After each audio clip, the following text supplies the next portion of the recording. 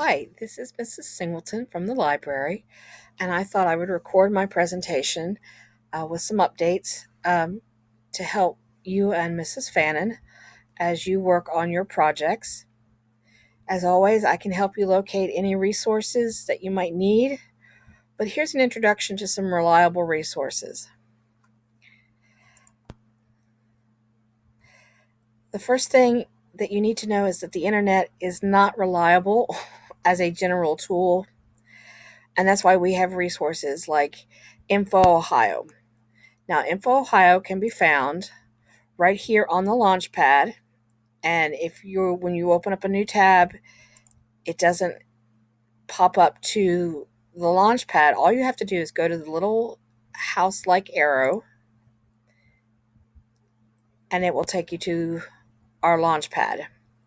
Now, the Green Local Libraries link here will take you to my website, and I have videos about some of these tools on there as well as other information that you might find useful. CATS is our online catalog and is a resource as well. But I'm going to be showing you Info Ohio, which is a collection of resources that are free for you to use at all times. So you simply click on the link, and as that loads, I'm going to switch back over to my presentation. And if for any reason, when Info Ohio loads and this little area here is red, our username is greenlocal, it's all one word, and the password is Bobcats. But this is free if you are anywhere in the world and you need to access Info Ohio. Your username will give you free access to this information. You'll see that there are different groupings by grade level. I like to tell students not to be afraid of going down to grades K5 and 6-8. I use a lot of these resources in my everyday life. For example, in grades K through 5, there's book flicks and highlights, which are great for if you have to babysit and you need a story. Those are great.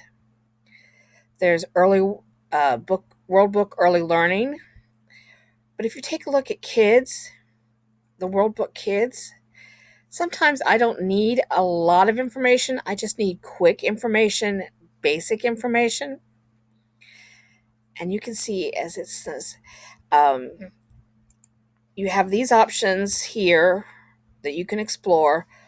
But if I'm doing a report on Bigfoot, and I'm just curious about Bigfoot, I can select this information. And remember, this is grades K through 5. So I get a picture. There's the famous Bigfoot picture. But I get this really nice, short, quick, easy to read, basic information about Bigfoot. And I don't have to worry about, sifting through a lot of information.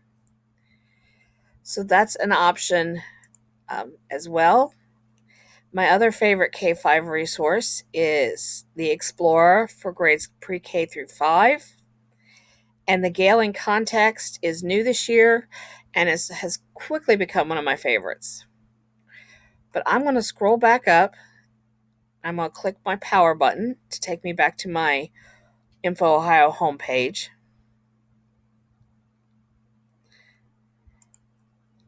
And I'm going to show you the 6 through 8.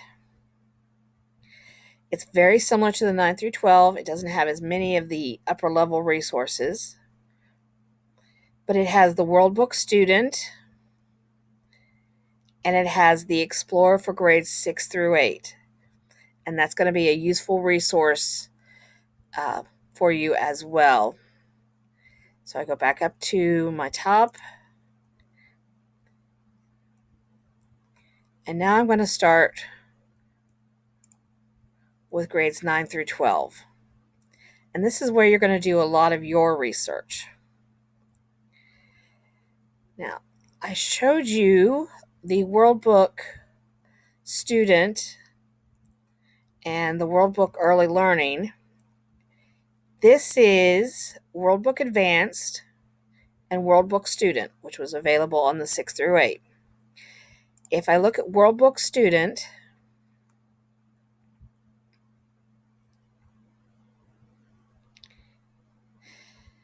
and I'm going to do the same search. The other thing I like about this is if you're just you just want something to look at or check out, they always feature an interesting topic. So that's always an option for just fun. But I'm going to look up the same term, Bigfoot.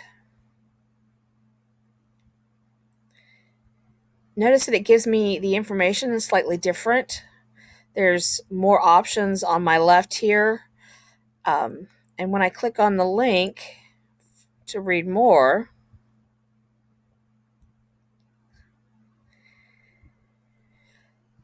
get the same picture that I had with the K5,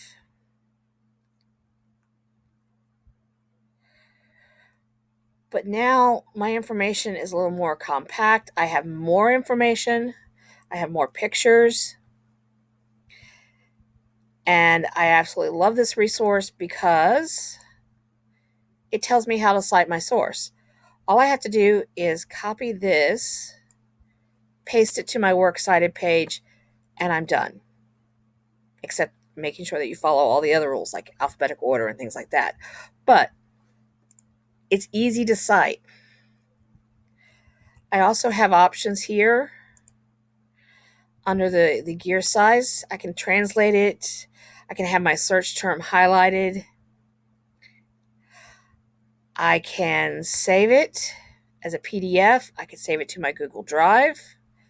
I could share it to myself by email. I could print it. Here's a citation. If I didn't go to the bottom, I can get it here. I can even change the size of the text to make it easier to read.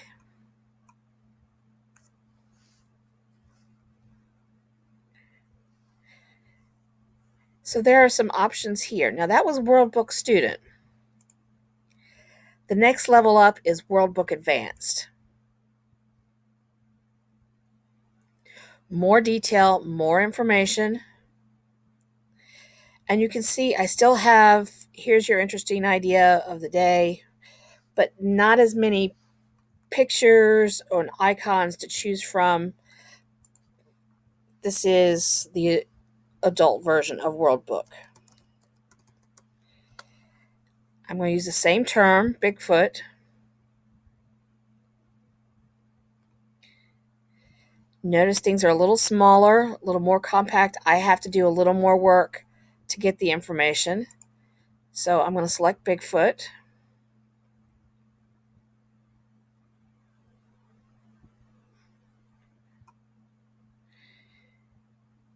Picture is smaller. My words are smaller. I still have some information. I have some more hyperlinks. I have my how to cite the article is already there. I have the same options here.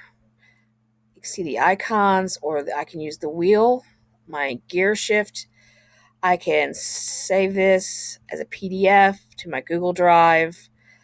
I can share this in an email to myself, which is one of my favorite tools. Here are my citations. I can change the text size, highlight things as I need to. So those are the encyclopedias that we have available that are free to Info Ohio. You're probably going to want to use the World Book Student and the World Book Advanced, but don't rule out that K through 5 World Book resource as well for just quick information. Plus, it's fun to go and look about some of the information that's there daily. Like today was D-Day, or they had D-Day listed.